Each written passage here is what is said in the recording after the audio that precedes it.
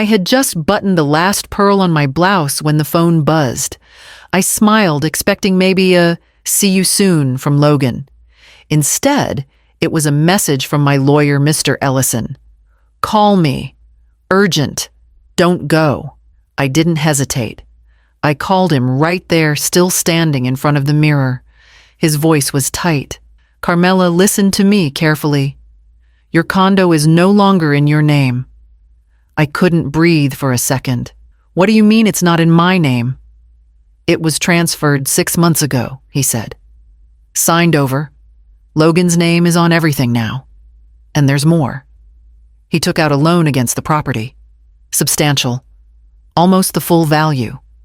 My legs gave a little. I sat down on the edge of the bed, one shoe on, one off. "No, that's impossible. I never signed anything like that." He paused. "I think you did, but not knowingly. Remember that paperwork Logan brought over in April? Said it was to protect your assets from the IRS. I remembered. A neat blue folder. He'd even joked, "Just boring tax stuff, Mom." I hadn't read past the first page. Mr. Ellison's voice softened. "They timed the lunch for today because contractors are arriving at your unit. They're remodeling. You were never meant to return home." I pressed the heel of my hand to my chest. My apartment. The walls my husband painted. The floors we laid ourselves on weekends.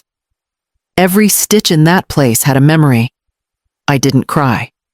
I didn't shout. I just stood up, pulled the earrings off and placed them back in the box. "I won't be going to lunch," I said. Ellison exhaled. "Good. Come by my office instead. Bring any paperwork you still have. We're going to fix this." I closed my closet door and left everything exactly as it was. Because nothing in that apartment was mine anymore. Ellison's office smelled like dust and burnt coffee just like it always had. He didn't sugarcoat anything, and I respected that. He laid the papers out across his desk, like a surgeon about to open someone up. "This," he said, tapping the corner of a stapled packet, "is the transfer deed. April 18th. See your signature." I stared at the scrawl that looked like mine. It was mine. I remembered Logan handing me a pen, remembered him saying it was just to make things easier later, that he'd take care of it like a good son. It was labeled an inheritance protection document, Ellison said, but the language here, this is an outright transfer of ownership. He turned the page. Logan took out a home equity loan, $282,000. Closed last month. I pressed my palms together to keep them from shaking. He didn't even tell me he needed money. Ellison didn't reply right away. He just let the silence sit there until I filled it with my own thoughts.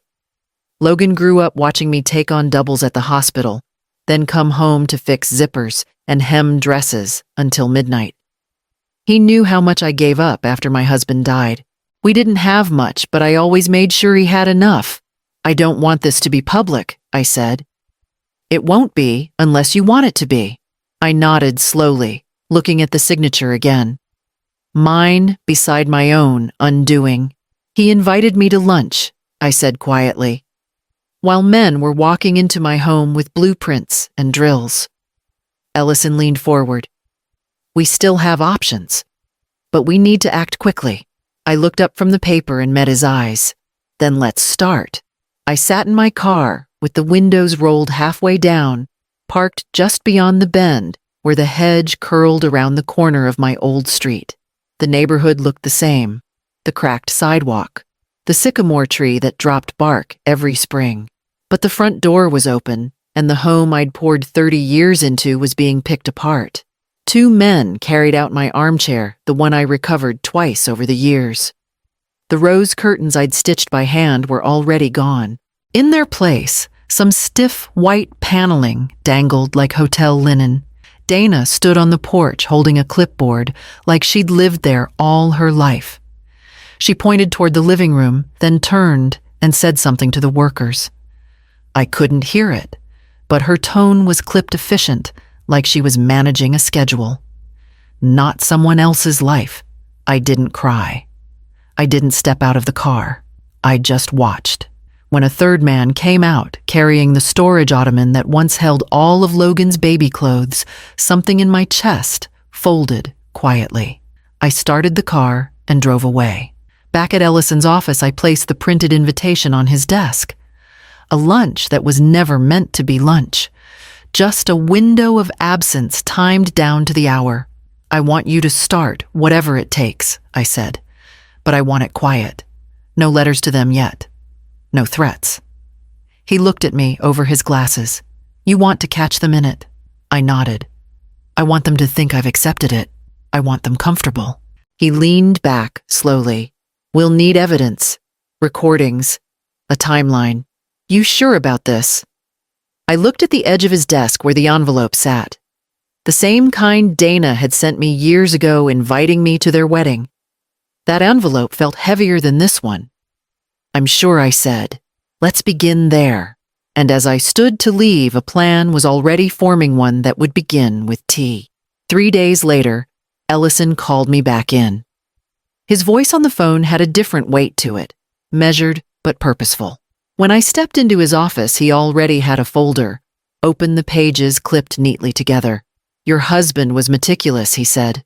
Most people wouldn't have caught this. He slid the paper toward me. An old version of the property deed, one I hadn't seen in over 2 decades. My husband's signature sat at the bottom in his bold, sharp handwriting. I touched it gently, like it might smudge. See here?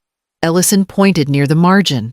This clause wasn't carried over in the more recent title updates, but it's legally attached through the original deed. A survivorship clause triggered under coercion or duress. I blinked. Coercion? Exactly. If you were misled, pressured, or manipulated into transferring the title, this kicks in. It gives us grounds to argue fraud and to reverse the transaction. A warmth spread across my chest, not hope, not yet, but a kind of clarity, like finding a flashlight in a long, dark room. Ellison continued. With this clause, your age, the misleading paperwork, and the hidden financial activity, we're looking at elder abuse fraud and false representation. I nodded, slowly, absorbing each word. Will this go to court? Eventually, but first we build. Quietly. He handed me a checklist. Conversations to record. Names. Paperwork to retrieve. I glanced down the list. This all starts with them thinking I'm weak. It starts, he said, with them thinking you've already lost. I leaned back in the chair, folding the list in half. I thought about Logan and Dana confidently walking through my old kitchen, measuring walls that didn't belong to them. And for the first time since this began, I felt something close to stillness, not peace, but purpose. I stood up and reached for my bag. I'll be in touch after the weekend, I said, because on Sunday I was going to serve tea. I chose Marlene's house for the meeting. She had a sunroom that caught the afternoon light just right, and more importantly, a table with a deep drawer that concealed the recorder perfectly. She understood when I explained what I needed. No questions, just a quiet nod, and a pot of tea brewed strong. Logan arrived 5 minutes late, all charm and small talk. He brought pastries from a bakery I used to love, like the gesture might soften the bruise he'd left behind. I smiled and thanked him, pretending the tea wasn't bitter in my mouth. I've been thinking, he said, settling into the chair across from me. Maybe we didn't handle things the best way. I folded my hands in my lap. No, maybe not. He shifted. But you'll be fine where you're going. Cozier. You don't need 2 bedrooms at your age. There it was. Casual, smooth, rehearsed. I kept my face blank as I poured him another cup. He picked up his phone, thumbed the screen. Dana wants to jump on for a minute. He hit speaker and set it on the table like we were all just chatting over lunch. Dana's voice came through sharp and cheerful. Hi, Carmela. Just checking. Logan brought the forms right. We need to finalize the release before Friday. Otherwise, the closing gets delayed. I stirred my tea. I haven't seen any forms yet. Well, make sure to go over them with him. It'll make everything easier. Less confusion. Logan offered a tight smile. I'll walk you through them after this. I nodded slowly. Let's finish tea first.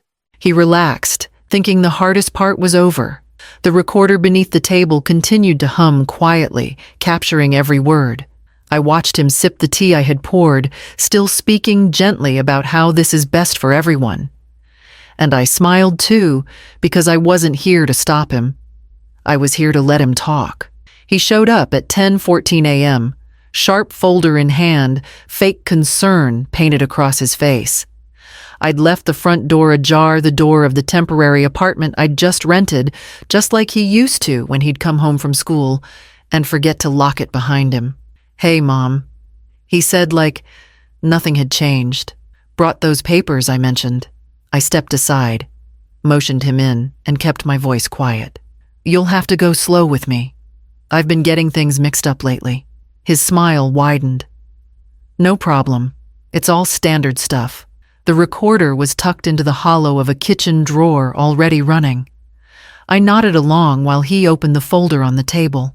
His finger pointed to places I should initial, sections I should just skim. It was dressed up in words like authorization and consent, but I could see the finish line behind his eyes. About 10 minutes in, his phone rang. He looked at the screen and put it on speaker. Dana's voice filled the room. "Did she sign yet?" "Not yet," Logan said, flipping the page toward me. "I'm walking her through it. Make sure she does. We already lined up the Airbnb renters for next Thursday. The cleaning service is scheduled." He rubbed his forehead. "I know." I blinked slowly and picked up the pen, then set it back down. "It's just a lot to take in," I murmured. "No rush," Logan said, but his knee was bouncing. We sat in silence a moment longer. Then I closed the folder gently. "Let me sleep on it." He didn't argue, just shrugged, kissed my cheek like old times, and walked out with his phone back to his ear. After the door closed, I lifting the recorder and pressing stop. Then I forwarded the file to Ellison with one sentence, "They're ready. So am I." The courtroom smelled faintly of paper and cold metal. I sat still in the second row behind Ellison's hands, folded my nurse's pin, clipped above my heart like armor. Ellison did the talking. Calm. Precise. He opened with the original deed, tracing my late husband's initials down to the survivorship clause. The judge leaned forward when he mentioned elder coercion. When the recordings played, he leaned back and folded his arms. First came Logan's voice, casual and cold. "You don't need 2 bedrooms at your age." Then Dana's, sharp and rushed. "Make sure she signs the release before Thursday. We already lined up the Airbnb renters." The court reporter's fingers paused for half a beat. I noticed that. Logan sat 2 rows away with his tie twisted and loose dark circles beneath his eyes. He didn't look at me once. Dana arrived halfway through in a blazer that pulled too tightly across her shoulders. Her lips barely moved, except to whisper things Logan never repeated. Ellison handed over a copy of the refinance transaction.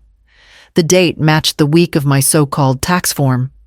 The loan had been fast large and immediately withdrawn in cash and wire transfers. When Ellison finished, the room was still. The judge asked only one question. Did she understand what she signed? Ellison answered no, and they counted on that. It was quiet again. Then the gavel hit once, soft but final. "All transactions on the property are frozen effective immediately," the judge said. "This case moves forward under fraud review and preliminary injunction." Dana's jaw clenched. Logan stared down at the table like he might crawl under it. I didn't move. I didn't gloat. I just sat straight as I had in every code blue, every double shift, every long night waiting for Logan to come home safe. Outside the courtroom, Ellison touched my arm. "This is just the first step," he said. I nodded once, because I already knew where the next step would lead. The final ruling came 2 weeks later. I didn't tell anyone I was going to court that day. I dressed in the same beige slacks I'd worn to my retirement ceremony and brought nothing with me but a notepad and a single pen. The judge's voice was steady as he read through the orders. The property was to be returned to me effective immediately. The home equity loan, Logan's loan, would be his responsibility alone. The court found that I had no knowledge of the agreement and no benefit from it. He was ordered to begin repayment within 60 days. Then came the damages, $85,000. Compensatory, not punitive. For hardship, displacement, and breach of trust, the judge said. Those were the words he used. Ellison leaned toward me and whispered, "That's the maximum he was willing to grant without a criminal conviction." There was a pause before the final note. Further investigation into financial misconduct and elder exploitation is ongoing. Criminal charges may be filed at the discretion of the district attorney. I didn't react. I didn't glance toward the defense table. Dana left, first her heels hitting the marble like gunshots. She didn't stop for Logan. She didn't even slow. He stayed seated for a long moment after the judge left. Then he gathered his paper's eyes on the floor and walked out without turning around. Ellison stood to pack his briefcase, but I stayed seated. Not out of shock. Not relief. Just stillness. "You want a statement for the press?" he asked gently. "They're outside." I shook my head. "No interviews. No story. Then what do you want?" I looked at him and answered simply, "My keys." He handed them to me. The old set still with the grocery store loyalty tag and the little brass heart Logan made in shop class. I closed my fingers around them, stood up and left through the side door where no one waited. Because some victories don't need applause. Just a lock that turns and a place to go home to. The house was quiet again. No more lawyers. No more mail from the court. Just the sound of the fridge humming and the faint creak of the hallway at night. I had unpacked slowly, piece by piece, placing everything back exactly where it used to be. But nothing felt the same. It was nearly midnight when the phone rang. I knew the number. I let it ring once, twice, 3 times before I picked up. Mom. His voice was smaller than I remembered. Rough, like he hadn't been sleeping. I didn't answer. I waited. "I didn't think it'd go this far," he said. "We just thought we could use it smarter, that's all. Free up the money. Get ahead." He paused. I could hear him breathing. "I didn't mean to hurt you. We didn't know about that old clause." I swear we didn't. Still, I said nothing. "I kept thinking you'd be fine. You're always fine." He waited for something from me, anything. I gave him silence. Then he asked quietly, "Can I come by just for a little bit? To talk?" I looked around the room. The photos were back on the shelves. The old Afghan was folded over the arm of the couch. The keys were back in the bowl by the door. But something was missing, and I couldn't give it back to him. "No," I said softly. He didn't say anything for a long time. Just the faint static of the line and then the soft click as he hung up. I set the phone down and stared at it for a moment before turning off the lamp beside me. There were no tears, no relief, just a quiet space where something used to be, and I let it stay empty. I started with the baseboards, not because they were dirty, but because I needed to start somewhere. One corner at a time, a rag, warm water, and quiet. No one telling me what to keep, what to toss, what was worth saving. Just my hands and the rhythm of motion. The curtains are different now. Pale linen with a soft gray stripe. I chose them by myself online late one evening. No second opinion. No need for one. The dining table is smaller than the old one. I donated the big oak piece to the shelter. This one fits 4, but I keep just 2 chairs out. I don't expect company, and that's all right. I began teaching a quilting class on Saturdays at the church down the street.